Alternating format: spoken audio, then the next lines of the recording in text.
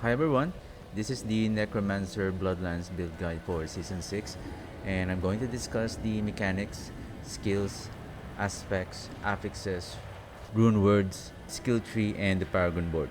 The mechanic of this build is to deal overpowered damage. So the overpowered damage is scaling based on the life that we have plus the damage bonuses from our skill. And the main skill that we're using here is the Blood Lance. So on the 7 cast of Blood Lance, it will guarantee an overpowered damage. Another source of overpowered damage is from the Ratmas Vigor. When we reach 12 stacks, our blood skills will deal overpowered damage guarantee. In order to gain stacks of overpower from Ratmas Vigor, we need to overheal or heal us with blood orbs. Our sources of blood orbs are coming from the Blood Lance. After on the 7 cast of Blood Lance, when it overpower, it will drop a blood orb. Another source is from the blighted corpse tendrils, wherein when it pulls enemies, there's a chance for a blood orb to drop on enemies. This is very helpful when you are dealing large packs of enemies. There is a higher chance that there will be a lot of blood orbs that will be spawned. However, this is going to fall behind when you are dealing with boss, wherein you have only one chance to spawn a blood orb because you're dealing with single target only. Another way is by consuming corpse. So one skill that I use here is just 1 point on corpse explosion, and this one will proc the embalmer aspect. So there's a chance that when we consume corpse, we're gonna spawn a blood orb. So let's discuss the skills. So the skills that we're using is corpse explosion for the consumption of corpse, blood lance for us to deal overpower damage, corpse tendrils in order to pull enemies and to spawn blood orb and to cause a staggering meter on the boss.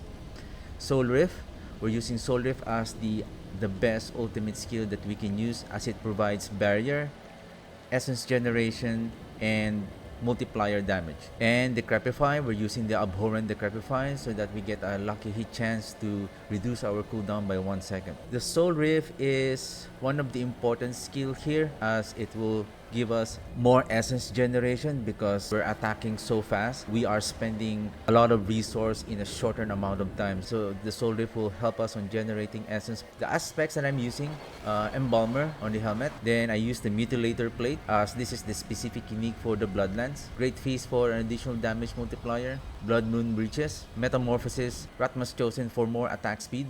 The Gorkles will help on spawning Blood Lance as we pick up the Blood Orbs. The Blood Lance is now automatically picking up the Blood Orbs. On the Jewelry, we are using Blood Seeker. The more we lance enemies, this will give a large amount of multiplier damage to our Blood Lance. And then we use the Sacrificial. This will give a bonus to our sacrificial bonuses on our minions. And then the Banished Lord Talisman. So for the affixes, we need to focus on getting as many life as much as we can, as the more life that we have, the more damage that we will deal. On the helmet, I would choose life, resistances, and cooldown reduction. On the tempering affix, I choose life for more life, and then soul rift duration. On the gauntlets, I use life, attack speed, overpower damage. On the boots, life, movement speed, and essence per second. I added essence per second here because on the basic essence regeneration, we have 3. Then by adding 5, this will help on mitigating the essence drain per second of the Great Feast. And then on the tempering affix, movement speed, and then soul rift duration. On the weapon, Ratmas Chosen, the ideal weapon here should be the mace for an overpowered damage instead of damage to close enemies. And then life, overpower, I use lucky hit chance to restore primary essence so that you will have the chance, because I'm not using potent blood to gain any resource. So in order to give me an additional resource is getting a resource when we lucky hit. And this is going to be effective when you are attacking large packs of enemies. The lucky hit will proc more frequently. Then on tempering affix, I choose chance for Blood Lance to deal double damage, and supposedly it should be blood attack speed. And then on the gloves, blood attack speed and soul rift duration. And then on offhand, intelligence, maximum life, you could either choose critical strike chance or cooldown reduction. And then blood attack speed and chance for Blood Lance to deal double damage. And then on the ring, life, attack speed, crit chance, or overpower damage or intelligence. For the rune words, we are using the Sal Invocation rune for the 20% maximum life. The ideal ritual rune here is the Tam rune, but if you don't have this, you can use the Seer rune. Then I'm using Zac Rune for the cooldown of the ultimate. This one has a 2-second cooldown. So basically, you are reducing your ultimate cooldown after activating this 1 second per second. The best rune here is the Lith rune. If you don't have this, then you can use the Pok rune instead. If you can sustain the Soul Rift, then you can use the Gar rune instead to give us an additional crit chance. The second best invocation rune here is the Om rune that gives us an increased damage. Then for the Book of the Dead, so I choose Skirmishers for the increased critical strike chance. And then on the Skeletal Mages, I choose Bone for the overpowered damage increase. And then for the Golem, I choose Blood for that maximum increase in maximum life. For the Mercenary, I choose here for the increased resistances. And then I choose the Ground Slam and then the Bastion for this additional increased damage when he uses his these two skills. And then for my reinforcement, I use Aldkin. And then I choose Field of Language for that additional crowd control and reduction of the damage of the enemies. For our skill tree, so I just place 2 points on the Hemorrhage, then 5 points on Blood Lance, Hued Flesh, Imperfectly Balanced, then Corpse Explosion, Grim Harvest, Fueled by Death, Titan's Fall, this one,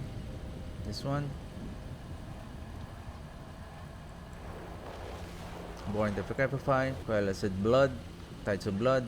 And then I use Transfusion here. For the boss, this will become double the chance that we can get a Blood Orbs. This will only occur every 2 seconds. This will also be helpful on picking up Blood Orbs. This will also be useful when as we need more Blood Orbs when we are dealing with single target.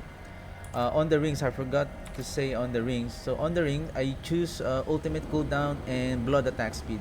And then here, one of the rings, I use Blood Restore Essence and then Blood Attack Speed. So that you still have a bit of Essence Restoration when we pick up the Blood Orb. And then Corpse Tendrils for that Blighted Corpse Tendrils for the Blood Orb. Then Finality, Memento Mori, Standalone. So this will give an increased sacrificial bonuses on the Skeleton Warriors and Mages. And then Soul Rift, 5 points on the Soul Rift. And then this up to getting all those enhancements. And then for our key passive, we're using the Ratmas Vigor. Now, for the Paragon board, we're using Sacrificial,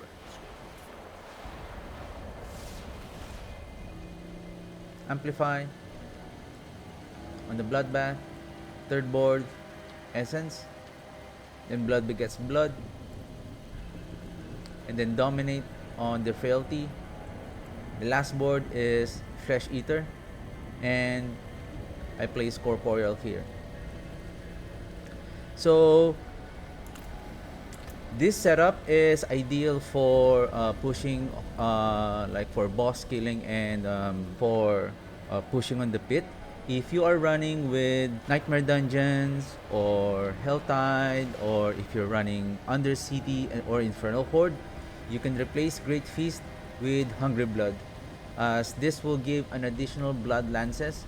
So you're not just relying on the Blood Lance from the Gore Quills, but this for every time that you lance an enemy, there is a high chance that an additional Blood Lance will launch to that enemy, so that you will be casting a lot of Blood Lance across the area. If you're struggling with Essence, you can place Blood Seeker here, and then you can place Potent Blood here to gain you some resource. This build can still further be improved in terms of damage, so the best mythic unique here is the Doombringer on the weapon. And then for the helmet, you can use the Arrow of Perdition, as it will give an additional damage multiplier. You can use the Starless Skies here for an additional multiplier damage and essence reduction. So I'll be posting the build guide and my Twitch channel on the description box below. If you have any questions, feel free to put it on the comment section. I hope you find this build helpful, and hope you had fun on playing this build. And again, thank you very much for watching, and have a good one. Bye!